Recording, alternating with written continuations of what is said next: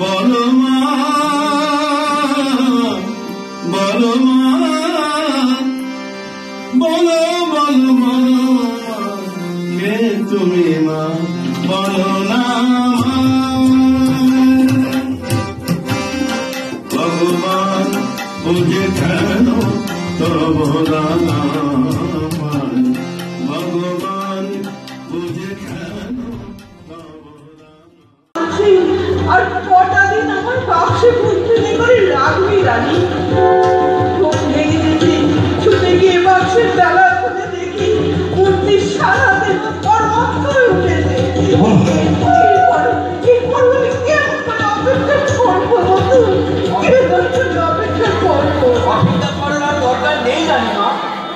সামনের যে কোনো শুভদিন দেখে আপনি দেবীকে প্রতিষ্ঠা করুন। Mike mike mike mike mike. একটি শর্ত আছে মা। শর্ত? কিসের শর্ত পণ্ডিত মশাই? শর্তটি হলো দেবীকে অন্নভোগ দেবার আগে এই মন্দির আপনি কোনো ব্রাহ্মণকে দান করে দেবেন মা। কিন্তু এতে কি সব শাস্ত্রের বাধা নিষেধ উঠে যাবে পণ্ডিত মশাই? অবশ্যই যাবে। যে কোনো শাস্ত্রজ্ঞ পণ্ডিত আমার এ কথার যুক্তি কথা অনুধাবন করবেন। বেশ, তবে এই মুহূর্তে আমি আমার গুরুদেবের নামে এই মন্দির উৎসর্গ করলাম বাবা। তাহলে তো সমস্ত বাধাই উঠে গেল মা। এবার সামনের কোনো শুভদিন দেখে দেবীকে প্রতিষ্ঠা করে দুশ্চিন্তা মুক্ত করলেন মা। আপনি তো আমাকে সমস্ত দুশ্চিন্তা থেকে মুক্ত করেছেন পণ্ডিত মশাই। এখন কথা দিন, মূর্তি প্রতিষ্ঠার পর পূজকের পদ আপনি গ্রহণ করবেন। বেশ তো, পূজকের প্রয়োজন যদি আমাকে দিয়ে মেটে সে দায়িত্ব আমি আনন্দের সাথেই গ্রহণ করবো রানীমা। আগামী বৃহস্পতিবার স্নান যাত্রার দিনে। স্নান যাত্রা? কিন্তু বিষ্ণু পর্বের শক্তির আরাধনা কেন বাবা?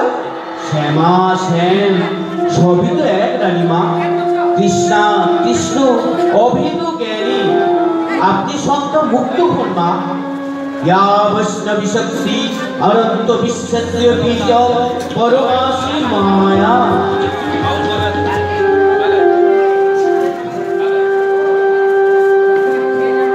সাজো সাজো মা,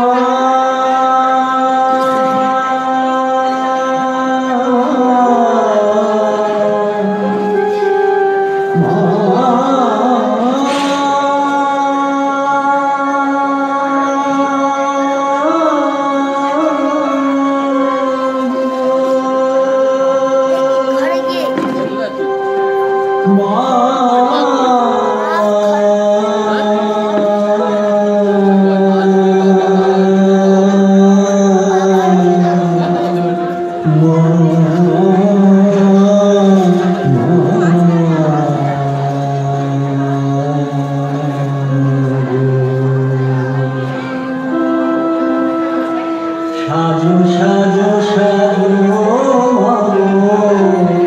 সাজো অপূর্বা।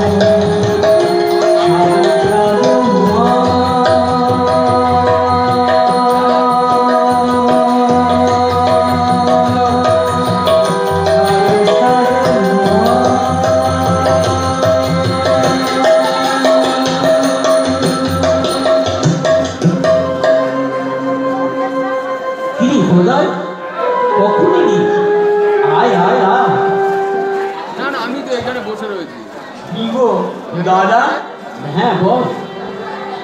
দক্ষিণেশ্বরে পুজো করতে এসে এতদিন এখানেই রয়েছ। বলি জামা পুকুরে ফিরতে হবে রে? হ্যাঁ রে হ্যাঁ, মন্দিরের কাজের চাপটা আর একটু কমলে ঝামাপুকুর থেকে এবার পাকাপাকি ভাবে এইখানেই দুজনে উঠবে। হ্যাঁ রে ঠিকু দাদা, যে তুমি থাকো কিন্তু মন্দিরে রং দেবো, আমি যদি এখানে থাকি একটু মুখে দেবো না। এই সেরেছিস, এ আবার তুই কি ফ্যাকরা তুলি বল দেখি? মন্দিরের ভোগ খাবি না? না, আমি তো রোজ খাই। তোমার মন চাই তুমি খাও। হ্যাঁ, আমার কিন্তু ওই এক কথা। হ্যাঁ, কিন্তু কারণটা তো বলবি। শিশুর মতো একটা বায়না করলেই হলো। কেন বাবাকে দেখুনি? যেখানে সেখানে যাত্রার হাতে তিনি কখনো অন্য খেয়েছেন দাদা? আমরা তো সেই বাবারই বেটা গো দাদা, সেই বাবারই বেটা। আরে শোন, বাবা থাকতে কামার পুকুরের একটা ছোট্ট গন্ডির মধ্যে দাদা, আর এটা হচ্ছে কলকাতা। সেটা ভেবেছিস? কলকাতা তো আমার কি গো? কলকাতা জায়গা বদলালে মানুষটাও যেন বদলে যায়। না, তা যাবে না, কিন্তু যেখানে থাকবি সেখানকার পরিবেশের সাথে একটু মানিয়ে না নিলে এখানে থাকবি কি করে বল? থাকবো নি কলকাতায়, আমি থাকবো নি। আমাকে তুমি বলো কামার পুকুরেই পাঠিয়ে দাও না দাদা। ও বাবা, এই যে আবার কামার পুকুরে পালাতে যায়? তা হ্যাঁ রে, তোকে কি এই জন্যই আমি দেশ থেকে কলকাতায় নিয়ে এলাম? কলকাতায় আমার একটু ভালো লাগেনি দাদা, একটু ভালো লাগেনি। এখানকার লোকগুলো যেন কেমন গো, গঙ্গা নাইতে গিয়ে আবার মাছের দর করে।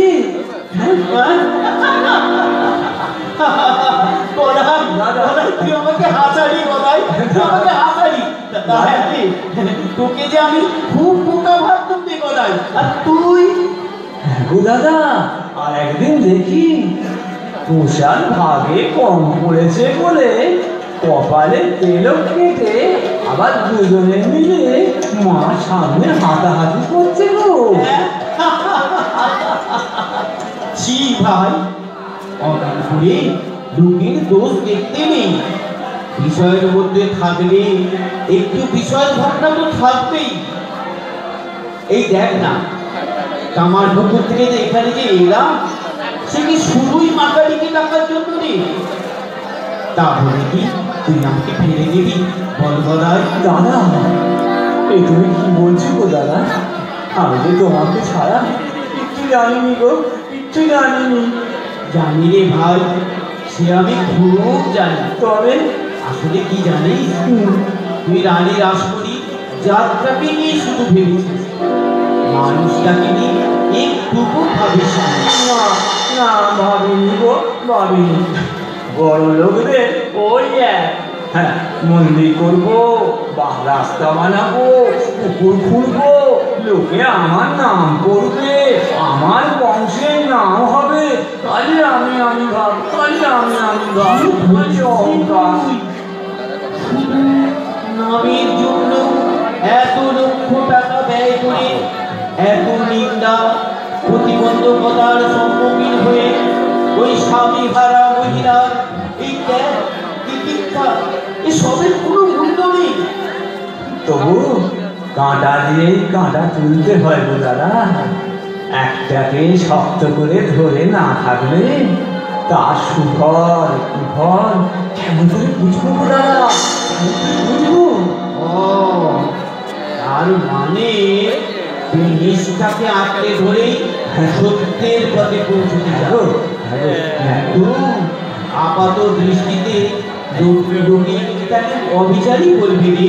ও অবিচার কি জানি বাবু, অত ভাবিনি গো দাদা। তুমি যখন বলছো তাহলে তাই হবে, তাই হবে। আমার মনে হয় কত নিরন্ন মানুষ এখান থেকে দুমুঠো অন্ন পায়। কত ধর্মে কত সাধু মহাত্মা এইখানে নিশ্চিন্তে সাধন করে। কত আত্ম পীড়িত হতাশাগ্রস্ত মানুষ এই মন্দিরের ভবতারিণী পদপ্রান্তে তাদের কৃষ্ণ প্রাণের জ্বালা জুড়ে। আমি বলছি এ রাজমণির শ্রেষ্ঠ কীর্তি বলায়, এ রাজমণির শ্রেষ্ঠ কীর্তি।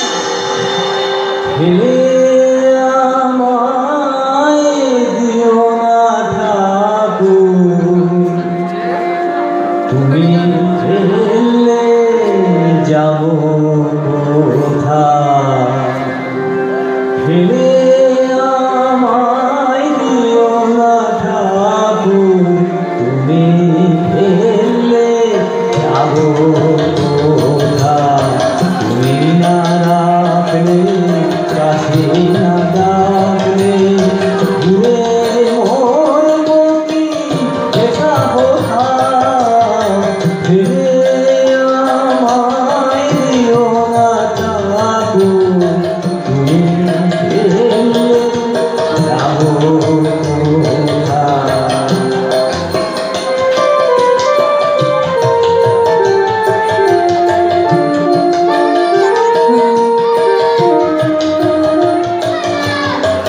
জানি আমি তোমার যাবলি তোমার রাখি না তোমার মারো যত করো সংযত তেজো না গো তবু ও পিতা তুমি না রাখলে কাছে না ডাকলে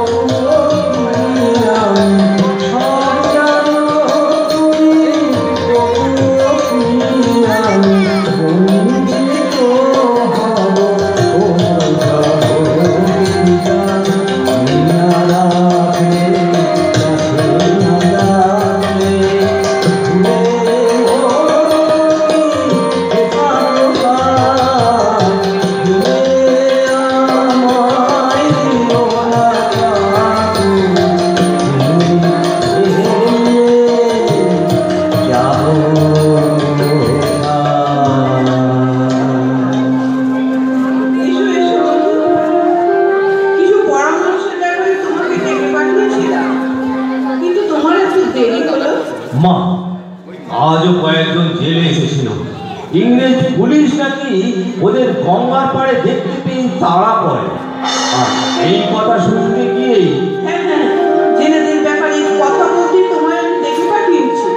আচ্ছা মধু, রাধাকান্ত দেব কি শেষ পর্যন্ত করে দাঁড়ালে? হ্যাঁ মা, সরে দাঁড়ানো ছাড়া উপায় বাকি। ইংরেজদের একচ্ছত্র শক্তিকে বাংলাদেশে প্রায় সবাই ভয় পায়। না, ভয় পেলে ভয় হাড়ে চেপে বসে, আর তাই মাটিতে থাকতে থাকতে ওদের বিনাশের প্রয়োজন।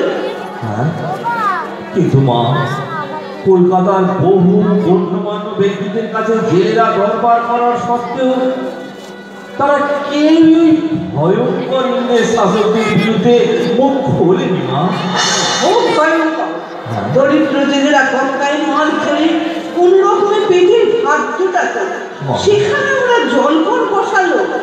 এত ওদের লোক। লোভের জন্যই ওরা ভারতবর্ষের মাটিতে পা দিয়েছে মা।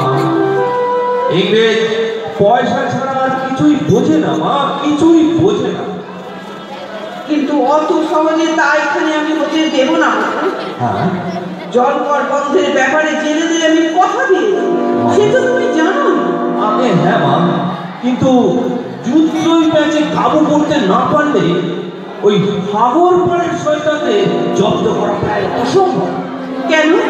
গঙ্গার ওই অংশটি যদি আমরা বিপুল অর্থের বিনিময় আমরা ইংরেজ বাহাদুরের কাছ থেকে জমা নিই। জমা?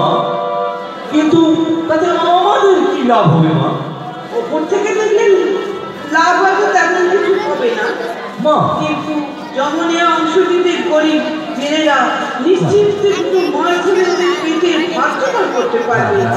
আর সেই সাথে আমার অন্য উদ্দেশ্যটাও। ঠিক বলেছেন মা, সঠিকের সাথে সততাই প্রয়োজন। আমি কালই ঘুষির থেকে মিডিয়া পুলিশ পর্যন্ত গঙ্গার ওই অংশটি 10,000 টাকার বিনিময়ে ইজারা নেওয়ার জন্য লিখে দিচ্ছি মা। হ্যাঁ, লিখে দিচ্ছি। আর শোনো, উপস্থিত এইটুকু করেই আমাদের পরবর্তী পরিকল্পনা ঠিক করে ফেলতে হবে। আশা করি আমাদের আবেদন সরকার বাহাদুর আনন্দের সাথে গ্রহণ করবে। হ্যাঁ মা, হ্যাঁ। অর্থ পিশাচ ইংরেজ 10,000 টাকার লোক সহজে ছাড়বে না। আর তারপর ওই গঙ্গার অংশটুকু লোহার চেন দিয়ে আমরা ঘিরে দেব। নিশ্চিন্তে ছেলেরা মাছ ধরবে। শক্তি মদমত্ত ইংরেজ বুঝতে পারবে বুদ্ধির পাশাখানায় তারা রানী রাসমণির পদধূলির যোগ্য নয়, পদধূলির যোগ্য।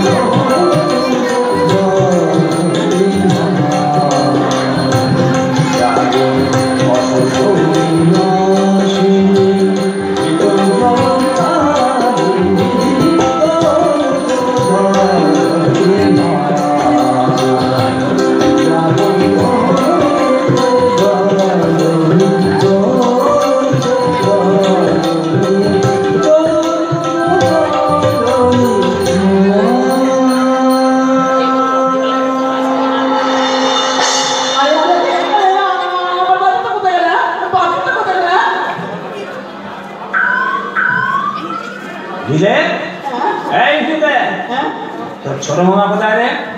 তো ছোট মামা কোথায়? তাকে দেখছি না যে বড়। দেখবে কি গো? কেন? তিনি এখন লঙ্কা মাটি নিয়ে ঠাকুর করতে বসেছে। ঠাকুর করতে বসেছে? হ্যাঁ গো। এই এত বেলায়? কেন, তার কি নামা খাওয়া কিছু নেই? ছেলে বলেছিলেন গো। আচ্ছা, বললে খিদে পাই গেলে পরে খাবো। আমারও পরে? হ্যাঁ গো। যা যা যা যা, তাকে দেখাবে যা, দেখাবে যা। মন্দিরে ঠাকুর চাকর গুলো পর্যন্ত দুপুরের খাওয়া সেরে খাওয়া সেরে এখন ভাত দিচ্ছে। ভাতগুম? হ্যাঁ, দেখলে না আমারই কেমন ওই ঘুমিয়ে পড়তে ইচ্ছে হয় গো। ঘুমিয়ে পড়তে ইচ্ছে হয় গো? তা যাও না, দুপুরটা সর্ষের তেল নাকে ফেলে দিয়ে তুমিও ঘুমিয়েই পড়ো। বিয়ে করবো কি গো মামা? কেন? বাবা জবে বসতে হবে না? হ্যাঁ হ্যাঁ গো। জবে বসবি? হ্যাঁ। এই বেলা তুলছে? হ্যাঁ গো বড় মামা। তার মানে? আসলে ওই ছোট মামার দিকে দেখে না হুম, আমার ওই জব ছাড়া কিন্তু কিচ্ছু ভালো লাগে না। ছোট মাছ দেখে দেখে জব ছাড়া তোমার আর কিচ্ছু ভালো লাগে না। অত ভাড়া দেখে যা, দেখে যা।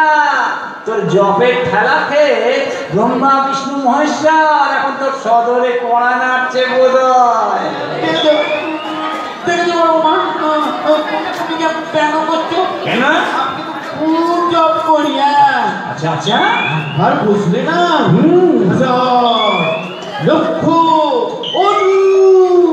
সব টোপকে একদম কোটিতে ছুঁই ছুঁই করে। তো এত জব করিস, তা এত যখন জবের মোহর, তবে পয়সাওয়ালা ভক্ত দেখে এমন আড়ালে কি ফিস ফিস করিস?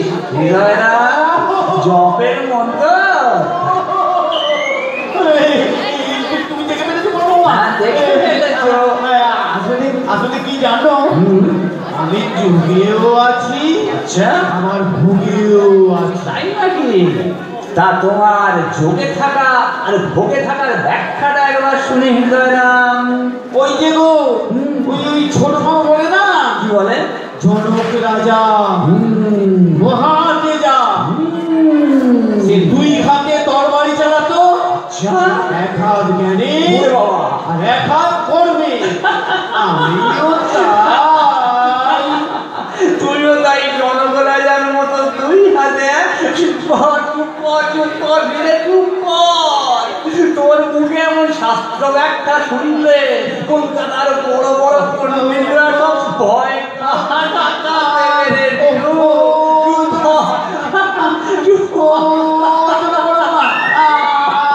আমি বোকা বলে তখন আমাকে ব্যঙ্গ করছো।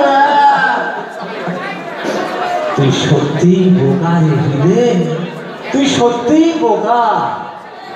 নইলে নইলে বদাইয়ের মতো এমন মানুষের সঙ্গ পেয়েও তোর চৈতন্য হয় না রে, তোর চৈতন্য হয় না। তার মানে আমি যা বলি তার সবটাই তুমি ভুল বলছো বড় মামা। একটু মাথাটা খাটা, একটু মাথাটা খাটা দিতে, নিজেই বুঝতে পারবি। কথা বলতে বলতে ভুলে গেছি, সেই পাগল ছেলেটার কথা আমার খেয়াল নেই। যা যা যা যা যা, গলাইটা কোথায় ঘুরছে, ধরে নিয়ে আয়, ধরে নিয়ে আয়। বলবি বলবি ওর জন্যে ওর ওই পুরো দাদাটা না খেয়ে বসে আছে। যা যা যা যা। তোমার এই ছোট ভাইটাকে আবার কোথায় পাই নাকি? আমার হচ্ছে যত জ্বালা।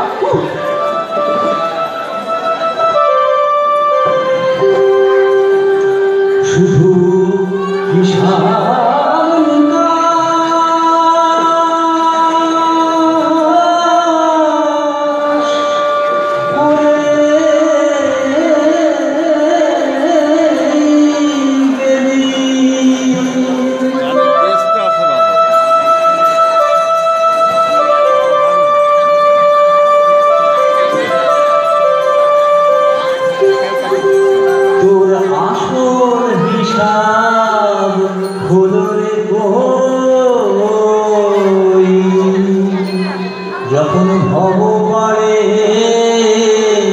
যাবি একা, কি হিসাব দিবি রে তুই? শুধু হিসাব নিকাশ করে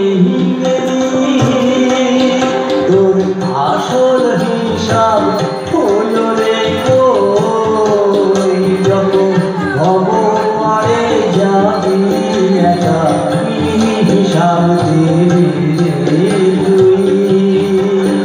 শুধু হিসাব নিকাশ করে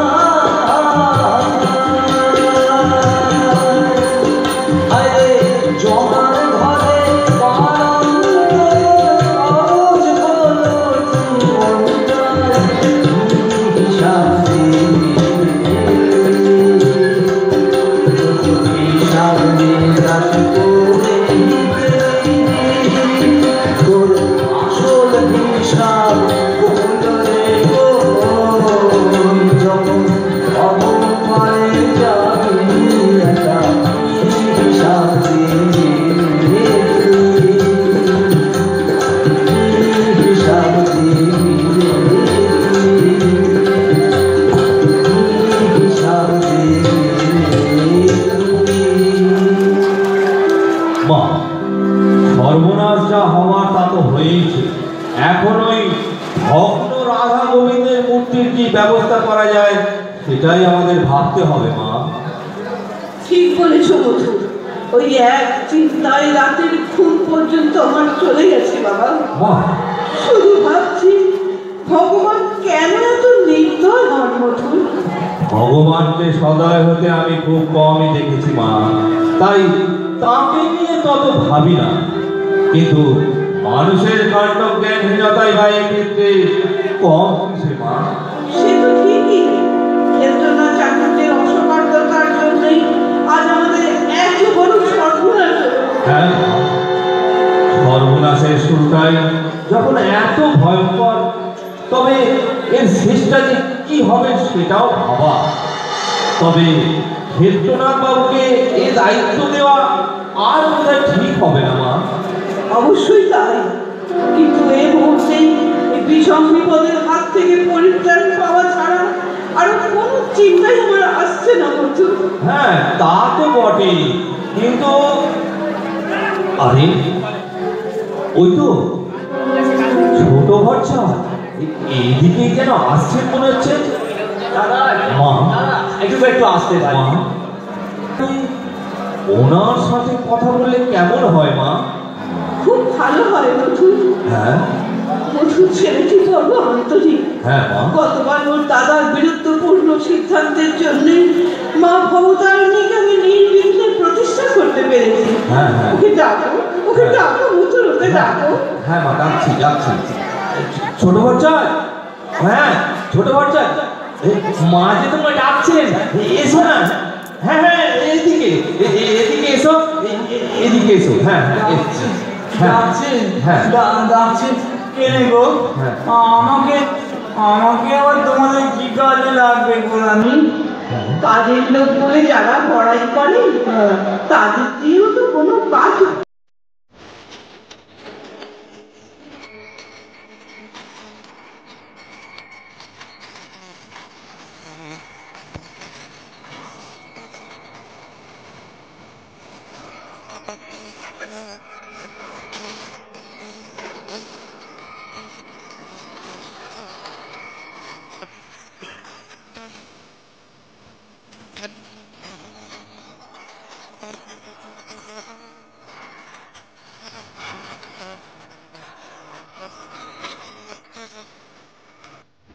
So